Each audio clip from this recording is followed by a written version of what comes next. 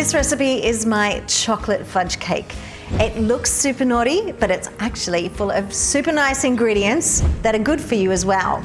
It's a really lovely velvety cake with the simplest of fudgy icings, and I'm pretty sure it's going to become your new go-to chocolate cake because it definitely is mine. It's really simple, all in one bowl, and it starts just with extra virgin olive oil.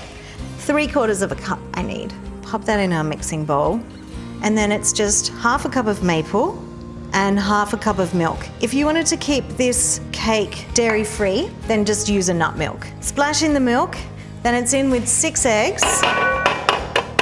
The eggs keep this cake really light and fluffy.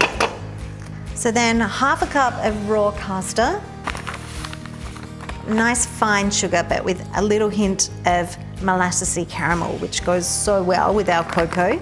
A couple of teaspoons of vanilla, I think I can freestyle. And then just give that a little whisk around until it's combined. This cake, seriously, so easy to make and yet so delicious. Done. Right, next step, really easy, really lovely rich dark cocoa for a lovely chocolatey flavour. And then it needs 3 teaspoons of baking powder just for that extra lift. Just sift that over and then in with our almond meal. Lots of almond meal, 3.5 cups. Ground almonds. So gives the cake a lovely texture, keeping it super moist. And give it a mix around. And we're as good as done. You've got to love a cake that's all in one bowl and doesn't require electric mixers at all. Let me just show you my trick for lining cake tins because life is too short to faff about. I just simply take a piece of baking paper, and I'm using my home compostable brown baking paper, and I just do a little bit of arts and craft. Fold in half again, and into a cone.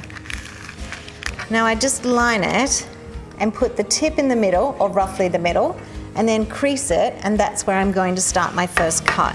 And then you just cut in an arc. There, perfect fit. Nice and snug.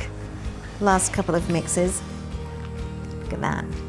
If you weren't here, I seriously would be starting to lick that spatula already. Let's pour some of that butter in. Tiny bit for this one, a little bit more for this one. And then I think it's time to get it in the oven. So off to the oven, only takes 30 to 35 minutes to cook. It's one of those cakes that I would rather undercook than overcook. I hate dry chocolate cake. So I'm going to set my timer for 30 and have a little look. See how they're going. See. So the cakes have been in for 30 minutes. I'm just going to check them. Little touch with my finger. If it springs back, we're usually looking good. Smell amazing. Okay, while they're cooling, let's make some icing all in one bowl, and it's dairy-free as well because the base of it is smooth cashew butter.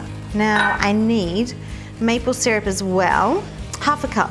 And then just tip in our cocoa powder, lovely and rich, just to thin it out to a spreadable consistency. So what I like to do first is just mix this together and then just add enough milk for it to come together so it's nice and spreadable. Just mix that until it's smooth. It makes such a beautiful glossy icing, and it's really easy to spread over the cakes. Look at that. Once the cakes are cool, I'm just gonna pop them out. Just peel off our paper. Now, so I've got a nice flat surface to ice. I always invert the cake. And the good thing about icing it on the cake stand is that you can use this like a lazy Susan and just twist it around, and it makes it so much easier to get the icing level. Just spin it. It's just such a beautiful icing to work with. It's so glossy, so smooth.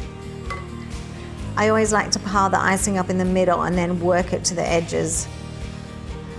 Okay, if you want to make it look like the picture, because everyone loves being a food stylist, all you need to do for a really easy swirl on the top is take your palette knife, put it in at an angle, spin the cake around, and you get these lovely indented swirls across the top. Yum. This cake is so good, so easy to make, full of better for you stuff. I think we should have a look inside, don't you?